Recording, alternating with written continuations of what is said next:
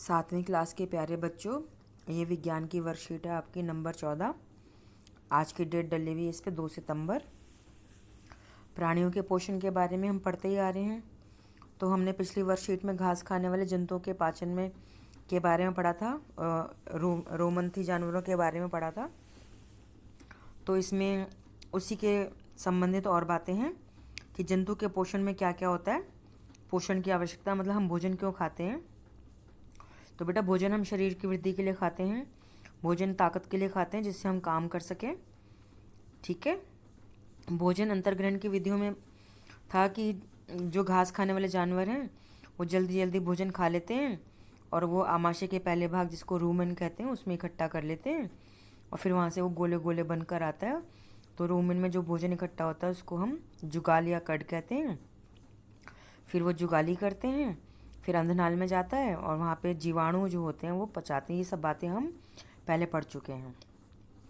तो पाचित भोजन का उपयोग का क्या मतलब है कि जो भोजन पचा हुआ भोजन हम खा रहे हैं, जो हम भोजन खा रहे हैं वो पच जाता है, मतलब हमारे खून में मिल जाता है।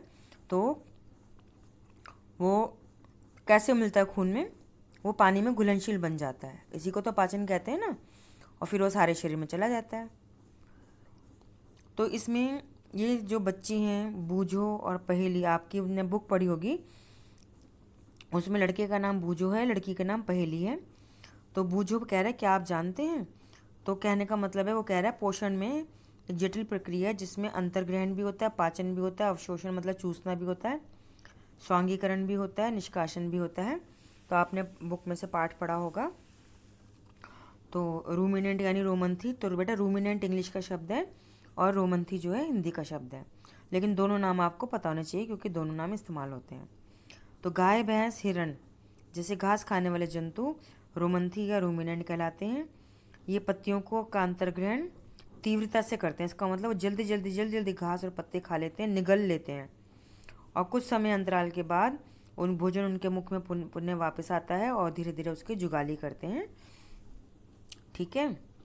तो अब आपका जो प्रश्न एक है तो ये इससे संबंधित है, इस वाले भाग से, कि मानव के पाचन तंत्र में ये हिस्से होते हैं: मुख, गुहिका, ग्रसिका, आमाशय, क्षुदांत्र, बृहदांत्र, गुदा। तो ये सारे नामों को यहाँ पे भरना है चित्र में। ठीक है। तो चित्र बनाना है, आपने पहले भी बनाया था, चित्र बनाइए, नाम लिख दीजिए, ये मतलब है बेटा पहले प्रश्न के उत्तर में। दूसरे प्रश्न के उत्तर में कह रहा है पाचन पोषण के मुख्य चरण क्या है। तो बेटा यहाँ से उत्तर भरना है आपको प्रश्न 2 में। ये प्रश्न 1 का उत्तर है और ये प्रश्न 2 का उत्तर हो गया, इसको भर लेना।